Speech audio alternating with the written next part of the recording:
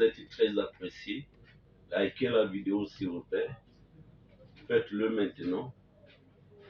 Vraiment, faites-le s'il vous plaît. Comment réussir dans la vie, c'est notre thème. Nous avons déjà abordé quelques points. Maintenant, abordons d'autres points sur l'hygiène de vie, la qualité, les études et l'orientation. Il faut lutter les amis. Il faut se battre. Tout ce que vous ferez dans la positivité, dans le changement, dans l'évolution, sera combattu farouchement. Par qui? Et par les gens qui te connaissent, ton entourage, tes amis, tes frères, ça peut être même les membres de ton église. Et surtout l'Afrique francophone, mes amis. Vraiment, c'est même le point sombre. Et vous allez constater que l'Afrique anglophone se développe vite par rapport à l'Afrique francophone. Pourquoi? Mais je ne comprends pas et je me demande quel est cet esprit qui fait que les Africains de la zone francophone ont du mal à accepter l'autre, de voir l'évolution de l'autre, de voir l'avancement et le progrès. D'où dès lors que tu entreprends, tu envisages de venir, ils se battront pour te mettre les bâtons dans les roues. Je peux prendre l'illustration, mais tu peux être avec un collègue, un ami, un frère, que vous avez vécu ensemble, vous avez passé un bon moment, vous soyez un collègue, un ami des études que vous avez fréquenté ensemble. Dès lors qu'il est dans une entreprise, et c'est toi qui veux intégrer la même société, mais c'est lui le premier qui mettra les bâtons dans le roue pour que tu ne puisses pas intégrer. Donc, à cela, pour surmonter ces maux, ces difficultés, pour surmonter ces épreuves, il est question que vous puissiez avoir, ou vous puissiez tailler votre hygiène de vie, à ne pas se confier à n'importe qui, à ne pas, je dirais dans le même sens, dévoiler tout ce qui est ta personnalité. Parce qu'il y a des choses auxquelles, quand vous expliquez aux amis, et c'est les premiers qui viendront encore contrecarrer votre évolution. Et par là, j'allais dire, évitez de vous confier à n'importe qui. Et les Africains aiment voir les gens souffrir. C'est notre mot. Et pour y être, pour y devenir, mais il est question par vous-même d'avoir une hygiène de vie.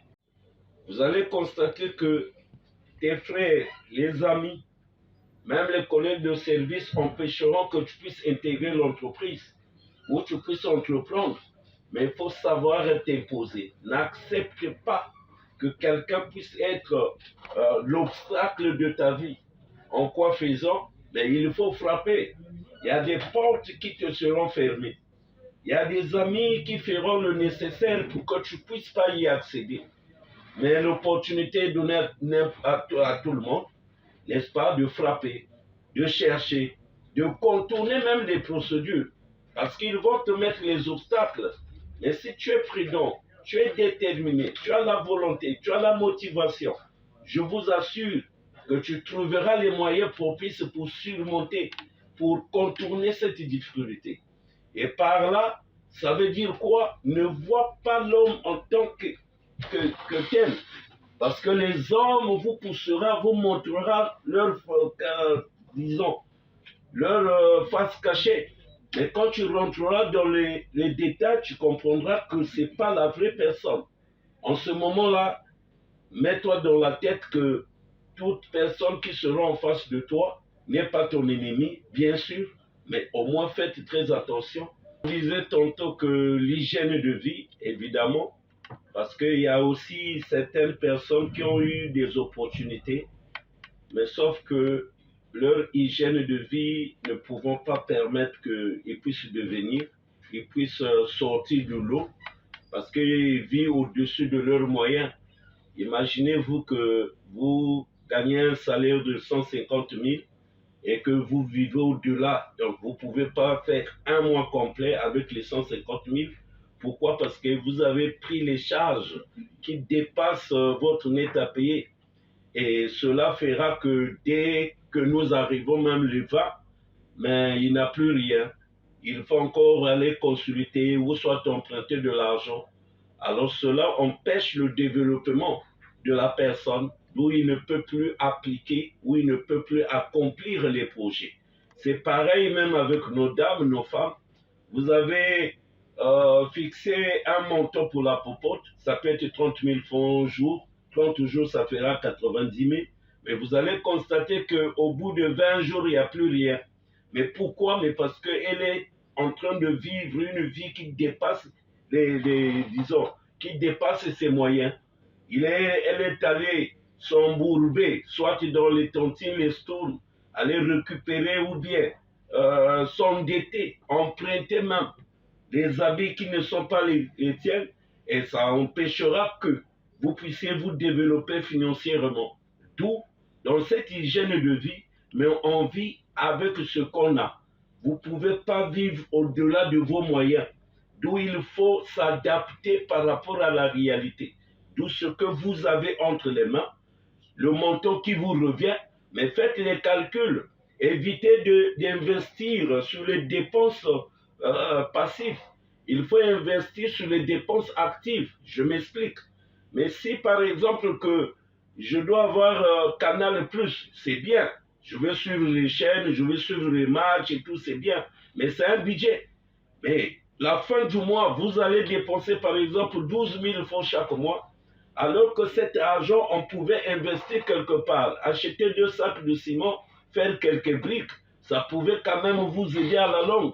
À la fin du mois, tu as payé les chaînes, oui, je ne dis pas que suivre les chaînes de Canal, c'est mauvais, je suis en train de justifier qu'est-ce qui pourra nous permettre de sortir de l'eau, de réussir de notre vie, mais c'est les dépenses aussi qui ne concernent pas, qui n'attribuent pas ou qui ne contribuent pas. Parce que si vous avez les dépenses, vous effectuez les dépenses sur des choses passives.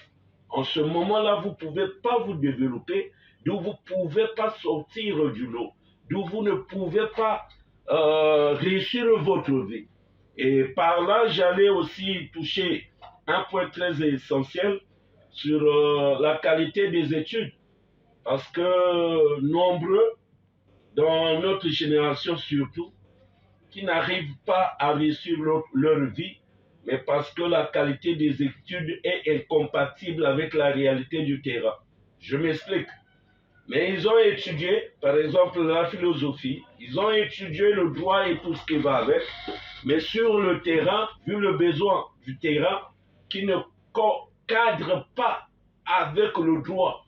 C'est-à-dire que les magistrats qui sont sur le terrain, ils font leur boulot, ils font leur travail, mais les places sont limitées. À cela, on ne pouvait pas, disons, intégrer la jeune génération. Ça veut dire que la réalité du terrain ne veut pas dire de ne pas faire le droit, mais en tenant compte des enjeux du terrain, je dois m'orienter, je dois étudier dans un domaine qui sera acceptable, qui sera compatible avec cette réalité.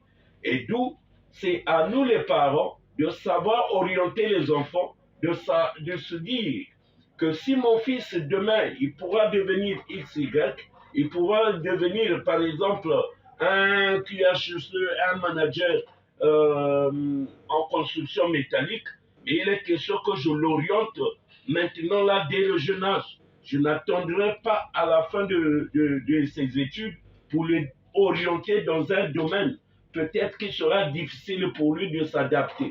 En tenant compte aussi, surtout l'Afrique francophone, et j'insiste par là, que nous, on est plus focalisé sur les diplômes. Or, vous pouvez avoir des diplômes, mais le contenu du diplôme, il y a un vide. Pourquoi? Mais je m'explique. Il y a des gens aujourd'hui là qui ont des bacs et des masters, mais sur l'emploi, sur le terrain, que ce soit des sociétés privées, ils n'arrivent pas à répondre. Pourquoi? Mais en tenant compte du contenu, il n'y a rien, c'est-à-dire le contenu est vide. D'où l'enfant devant les réalités du terrain, il est incapable de les vendre. Parce que l'emploi, c'est l'échange entre les compétences et l'argent. Je suis un entrepreneur, le manager d'une entreprise, je ne peux pas embaucher quelqu'un qui a ses diplômes et qui n'arrivera pas à défendre ses diplômes, c'est-à-dire qui n'arrivera pas à me vendre ses compétences, à débloquer mes situations. Et en ce moment-là, il dira quoi? J'ai tel diplôme, j'ai tel master, j'ai la licence en ceci, en cela, mais il ne pourra pas tenir. Mais qu'est-ce qui arrivera à la suite? Mais soit on va faire venir d'autres main-d'œuvre qualifiantes, parce que si une entreprise, pour tenir le coup, il doit avoir la main-d'œuvre qualifiante, il doit avoir le personnel. Parce que sans les ressources humaines, l'entreprise ne pourra pas se développer. Or, la qualité de la main-d'œuvre dépendra, la qualité des ressources humaines dépendra de la qualité des études.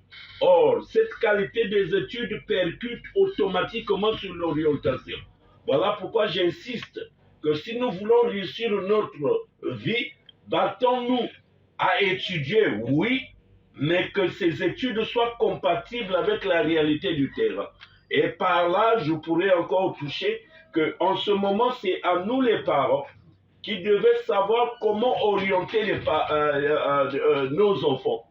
Et il n'est pas question de prendre votre fils, d'aller le déposer dans telle université sans faire le checking, c'est-à-dire vérifier si réellement cette université a la capacité ou a des potentialités ou a des compétences pour transmettre des compétences. Parce que ce qui crée l'adéquation entre formation et emploi, cela est focalisé et basé sur des compétences. Nombreux de ces établissements, nombreux de ces universités, c'est seulement du nom. Quand vous rentrez à l'intérieur, il n'y a que des théories. Le matin au soir, on n'est là qu'à expliquer.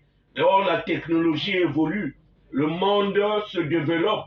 Et en ce moment-là, il faut que le personnel, il faut que les étudiants, ils puissent être à la une, ils puissent être à jour. Il faut qu'il y ait la mise à jour, n'est-ce pas, au niveau de la technicité, au niveau de la compréhension. Et il faut qu'il y ait aussi des formateurs capables de transmettre. Or, ils ne pourront pas transmettre s'ils ont eux-mêmes, ils n'ont pas l'expérience. Parce que si tu ne maîtrises pas, n'est-ce pas, le domaine, mais tu ne pourras pas transmettre. Pour transmettre, il est question que toi-même, tu as expérimenté. Sans l'expérience, tu ne pourras pas. D'où en ce moment-là, ça fera que quelqu'un a des diplômes, mais il ne pourra pas vivre de ses diplômes.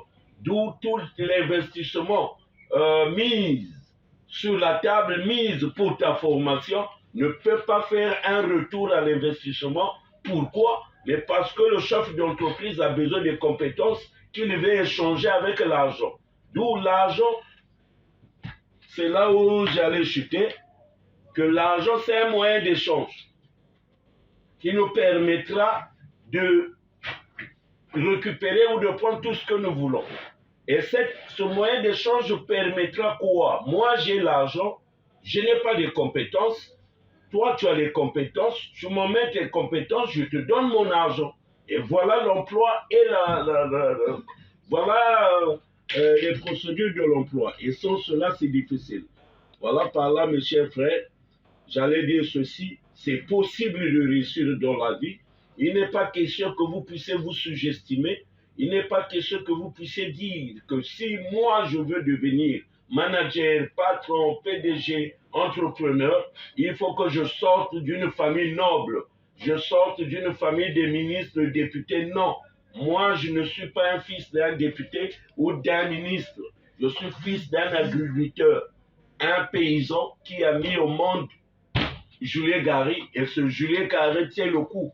Pourquoi? Mais parce qu'il a mis tout le temps à étudier. Il a été bien orienté dans la technique. Et je suis un technicien de carrière. Voilà, dans le même sens, si nous voulons sortir reçus de notre vie, c'est d'abord la détermination, c'est d'abord la confiance en soi. Il est question aussi qu'on puisse nous orienter et dans le même sens la qualité des études. Si on exclut ces points, mais nous ne pourrons pas s'en sortir et nous ne pourrons pas devenir grands demain. Je chute par là en disant, mes chers amis, que likez la vidéo, abonnez-vous. En fait, cela nous donne encore plus de la motivation. Et ça pourra nous donner encore d'inspiration. Commenter. Ce n'est pas aussi mauvais de critiquer. Hein. Tout ce que nous faisions, tout n'est pas rose. Vous pouvez faire des suggestions. Vous pouvez aussi proposer les thèmes à vous que nous pouvons développer à la suite. Donc voilà un peu. À nous revoir à la prochaine. Merci.